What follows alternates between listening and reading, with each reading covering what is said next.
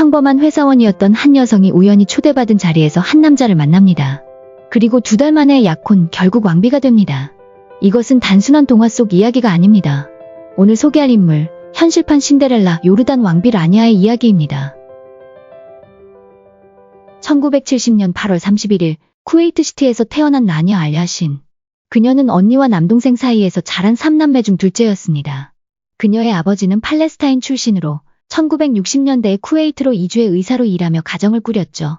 라니아가 태어났을 때 그의 아버지는 쿠웨이트 보건부에서 일하는 의사였지만 1991년 걸프전이 발발하면서 그녀의 가족은 수천 명의 다른 팔레스타인 난민들과 함께 요르단으로 재정착할 수밖에 없었습니다. 그때 라니아는 이집트 카이로 아메리칸 대학교에서 경영학을 전공하고 있었고 졸업 후 요르단으로 돌아와 가족과 합류합니다. 이후 시티은행 요르단 지사에서 마케팅 부서로 커리어를 시작했고 얼마 지나지 않아 애플 요르단으로 이직하면서 그녀의 삶은 안정적인 직장인의 길을 걷고 있었습니다. 그러던 어느 날 운명이 바뀝니다. 1993년 1월 라니아는 직장 동료의 권유로 요르단의 아이샤 공주가 주최한 저녁 만찬에 참석하게 됩니다. 이 자리에서 그녀는 한 남자를 만나게 되는데 그는 바로 요르단 국왕의 장남 압둘라 왕자였습니다. 압둘라 왕자는 라니아를 보는 순간 첫눈에 반했다고 말했습니다. 그녀의 아름다움은 단순한 외모뿐 아니라 당당한 태도와 지적인 면모에서 더욱 빛났습니다. 만찬 이후 압둘라는 적극적으로 라니아에게 호감을 표현했고 두 사람은 빠르게 가까워졌습니다. 그리고 2달 만에 약혼을 발표합니다. 1993년 6월 요르단의 수도 암만은 축제 분위기였다. 왕실 경비대가 궁전 앞에 도열했고 수많은 인파가 신부의 모습을 보기 위해 모여들었다. 이날 요르단 왕실은 특별한 결혼식을 치르게 되었다. 왕세자 압둘라 왕자가 사랑하는 여인과 맺어지는 날이었다. 그 여인은 요르단의 공주도 귀족 가문의 딸도 아니었다. 그녀는 불과 몇 달 전까지 평범한 회사원이었던 라니아 알야신이었다. 그러나 오늘 그녀는 단순한 신부가 아니라 요르단의 미래를 함께할 왕세자비가 되기 위해 이곳에 서 있었다. 궁전의 문이 열리고 순백의 웨딩드레스를 입은 라니아가 등장했다. 그 순간 하객들은 웅성거렸다. 라니아는 일반적인 왕실 신부들과 달랐다. 다른 왕족 신부들이 대대로 내려오는 화려한 티아라를 착용하는 것과 달리 그녀는 티아라 없이 결혼식에 나섰다. 요르단 왕실에는 유럽 왕실처럼 대대로 내려오는 왕실 전용 티아라가 존재하지 않았다. 그리고 라니아 역시 귀족 출신이 아니었기 때문에 가문에서 물려받을 티아라도 없었다. 그러나 그녀는 자신만의 방식으로 우아함을 표현했다. 티아라 대신 그녀는 정교하게 장식된 머리띠를 선택했다. 이는 단순한 장식이 아니라 귀족 출신이 아니어도 왕비가 될 수 있다. 는 그녀의 상징적인 메시지였다. 티아라 없이도 그녀는 누구보다 기품 있고 우아한 신부였다. 라니아는 드레스마저 특별했다. 영국의 유명 디자이너 브루스 올드필드가 디자인한 이 드레스는 전통과 현대적 감각이 조화를 이루며 그녀가 앞으로 보여줄 왕비의 모습을 닮아 있었다. 몸에 꼭 맞는 실루엣과 정교한 금빛 자수가 새겨진 하이칼라와 벨트는 단순한 신부가 아닌 왕비로서의 권위와 기품을 강조하는 디자인이었다. 라니아와 결혼한 압둘라 2세는 1962년 1월 30일생으로 그녀보다 8세 연상이었다. 그는 요르단 국왕 후세인 1세와 두 번째 부인인 안투아네트 아반드 가드너 사이에서 태어났다. 어머니가 영국 출신이었기 때문에 자연스럽게 푸른 눈을 가졌고 어린 시절부터 영국식 교육을 받으며 영어에도 능통했다. 국제무대에서도 통역 없이 연설하는 모습을 자주 보였으며 서구 문화에도 익숙한 인물이었다. 그러나 그는 단순한 왕자가 아니었다. 압둘라는 스카이다이빙, 스쿠버다이빙, 자동차 경주, 오토바이를 즐기는 익스트림 스포츠 마니아였다. 특히 오토바이를 좋아해 CIA 요원의 경호를 받으며 할리 데이비슨을 타고 미국을 여행한 적도 있었다. 이 같은 자유분방한 모습은 국민들에게 신선한 이미지를 주기도 했지만 전통적인 요르단 왕실의 모습과는 다소 거리가 있었다. 2012년에는 해관보 정상회의 참석을 위해 한국을 방문했다가 한우를 처음 맛보았고 감탄을 금치 못했다. 귀국한 뒤 한우 40kg을 주문해 항공으로 공수해 갔으며 2015년 다시 방한했을 때도 꽃등심과 갈비를 구매해 전용기에 실어 갔다. 그러나 이렇게 자유로운 영혼을 가졌던 압둘라 2세는 결혼 당시만 해도 요르단의 왕위 계승 서열 1위가 아니었다. 당시 후세인 1세 국왕의 동생인 하산 왕자가 왕위를 이어받을 예정이었기 때문이다. 그러나 1999년 예상치 못한 변화가 일어났다. 후세인 1세 국왕이 말기 암 투병 중이던 1998년 말 갑작스럽게 왕위 계승 서열을 바꿨다. 이 결정은 요르단 왕실 내부뿐만 아니라 국제사회에서도 큰 충격을 주었다. 하산 왕자는 1965년부터 30년 넘게 왕위 계승자로 지정되어 있었고 후세인 1세가 투병하는 동안 사실상 요르단의 국정 운영을 맡고 있었다. 하지만 후세인 1세는 임종 직전 결정을 번복하고 압둘라 왕자를 후계자로 지명했다. 그렇게 1999년 2월 7일 후세인 1세가 서거하면서 압둘라 2세가 요르단의 새 국왕으로 즉위했다. 즉위 이후 그는 요르단을 현대화하고 경제개혁을 추진하며 국제사회에서 더욱 활발하게 활동하기 시작했다. 한 달 뒤인 3월 22일 라니아는 공식적으로 요르단 왕비로 선포되었다. 라니아 왕비는 전통적인 중동 왕비들과는 전혀 다른 길을 걸었다. 단순히 왕의 아내로서 조용히 뒤에서 역할을 수행하는 것이 아니라 직접 사회 문제를 해결하기 위해 나섰다.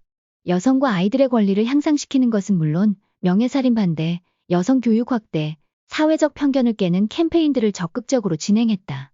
또한 소셜미디어를 활용해 국민들과 직접 소통하며 요르단을 국제사회에 알리는 데도 힘을 쏟았다.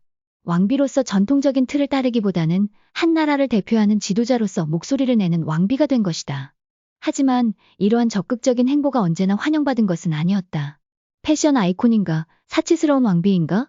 라니아 왕비는 단순한 활동가가 아니었다. 그녀는 패션 아이콘으로도 주목받으며 전 세계에서 가장 세련된 왕족 중 한 명으로 손꼽혔다. 그녀가 공식 석상에서 입는 옷은 늘 화제가 되었고 글로벌 럭셔리 브랜드들이 앞다투어 그녀를 위한 맞춤 의상을 제공했다. 디올, 펜디, 발렌티노 같은 최고급 브랜드들이 그녀의 스타일을 책임졌고 세련된 중동 왕비라는 새로운 이미지를 만들어갔다. 하지만 화려함이 커질수록 논란도 함께 따라왔다. 2017년 한 패션 블로거가 전 세계 왕족들의 연간 패션 지출을 분석한 결과 라니아 왕비가 1위를 차지했다. 분석에 따르면 그녀는 왕족들 중 가장 많은 비용을 의상에 사용했으며 영국 왕세자비 케이트 미들턴보다도 더 큰 패션 예산을 소화하고 있었다. 요르단은 실업률과 빈곤율이 높은 나라였다. 국민들은 생활고에 시달리고 있었고 경제적으로 어려운 시기를 겪고 있었다. 이런 상황에서 왕비가 명품으로 치장하는 모습은 국민들에게 좋게 보일 리 없었다. 비판이 거세지자 결국 요르단 왕실은 공식적으로 입장을 표명했다. 왕비의 옷은 대부분 브랜드에서 제공되거나 빌린 것이며 블로거가 분석한 의상 비용은 부정확하다. 하지만 논란이 쉽게 사그라지지는 않았다. 국민들은 왕실의 해명을 받아들이지 않았고 라니아의 의상에 대한 논쟁은 계속되었다. 라니아의 행보에 대한 요르단 국민들의 반응은 극명하게 갈렸다. 일부는 그녀를 현대적이고 진취적인 여성 지도자로 칭송했다. 그녀가 여성 인권과 교육 문제를 해결하기 위해 노력하고 국제 무대에서 요르단을 대표하는 모습을 보며 자부심을 느꼈다. 그러나 보수적인 국민들은 그녀가 지나치게 서구적이며 전통적인 요르단 왕실의 가치와 맞지 않는다고 비판했다. 특히 그녀가 히잡을 착용하지 않는 모습이 큰 논란이 되었다.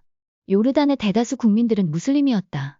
많은 여성들이 히잡을 착용하는 것을 당연하게 여겼고 왕비로서도 공적인 자리에서 히잡을 착용하는 것이 자연스럽다고 생각했다.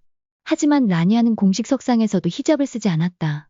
이에 대해 그녀는 인터뷰에서 이렇게 말했다.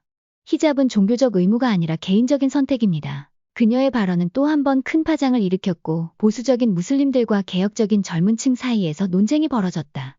2011년 라니아 왕비에 대한 더 큰 논란이 터졌다. 요르단의 베두인족 대표 36명이 국왕 압둘라 2세에게 탄원서를 제출했다. 그들의 요구는 간단했다. 왕비의 친정 가족이 지나치게 많은 땅과 농장을 소유하고 있으며 그녀가 팔레스타인 난민들에게 시민권을 부여하려는 정책을 추진하면서 원주민인 베두인들을 홀대하고 있다. 요르단에는 많은 팔레스타인계 시민권자들과 이스라엘의 공습을 피해 피난 온 200만 명 이상의 팔레스타인 난민이 있었다. 라니아가 이들을 지원하는 모습이 보이자 일부 보수적인 요르단 국민들은 이를 문제 삼기 시작했다. 베두인들은 자신들이 요르단의 전통적인 주인이라 생각했고 팔레스타인 출신 왕비가 그들의 정체성을 흔들고 있다고 믿었다. 탄원서가 제출된 이후 라니아 왕비는 공식 석상에서 화려한 의상을 줄이고 이전보다 더 차분하고 단정한 스타일을 선택하는 모습이 자주 포착되었다. 그녀는 국민들의 반응을 의식하고 있었다. 세월이 흐르면서 그녀의 외모에도 변화가 찾아왔다. 과거와 비교했을 때 그녀의 얼굴은 점점 달라졌다. 코 성형 의혹이 제기되었고 보톡스와 필러 시술로 인해 인상이 바뀌었다는 평가가 나오기 시작했다. 예전에 도도하고 세련된 매력 대신 다소 부자연스러운 모습이 눈에 띄었다. 하지만 논란 속에서도 그녀는 여전히 요르단에서 가장 영향력 있는 여성 중 한 명이었다. 그녀는 단순한 왕비가 아니었다. 사랑과 권력을 동시에 거머쥐었지만 그만큼 많은 비판과 논란도 감당해야 했다. 결혼 30주년을 맞이한 라니아 왕비와 압둘라 2세 국왕. 두 사람은 여전히 변함없는 금슬을 자랑하며 부부의 다정한 모습을 공개했다. 그녀의 시아버지였던 후세인 1세 국왕은 생전에 4명의 부인을 두었지만 압둘라 2세는 오직 라니아 왕비 한 사람만을 아내로 두고 있다. 이는 요르단 왕실에서도 이례적인 일이었다. 중동 왕실에서는 전통적으로 여러 명의 부인을 두는 것이 흔한 관행이었지만 압둘라 2세는 한 사람과 평생을 함께하는 서구적인 결혼관을 유지하고 있다. 자기 관리와 현대적인 여성 지도자로서의 역할. 라니아 왕비는 왕비로서의 역할뿐만 아니라 자기 관리에도 철저한 인물이다. 그녀는 건강한 몸매를 유지하기 위해 빵과 파스타 같은 탄수화물을 거의 먹지 않으며 늘 규칙적인 식단과 운동을 병행하는 것으로 알려져 있다. 단순한 미모와 패션으로 주목받는 왕비가 아니라 아랍 여성에 대한 선입견을 깨는 데 앞장서며 현대적이고 진취적인 여성 지도자로 자리 잡고 있다. 국제사회에서도 그녀의 영향력은 여전히 크다. 그녀는 난민 문제, 여성 교육, 인권 개선 활동을 지속적으로 이어가며 요르단 왕실을 대표하는 강한 목소리로 자리 잡고 있다. 라니아 왕비의 이야기는 여전히 현재 진행형이다. 그녀가 앞으로 어떤 행보를 이어갈지 세계는 계속해서 주목하고 있습니다. 시청해주셔서 감사합니다.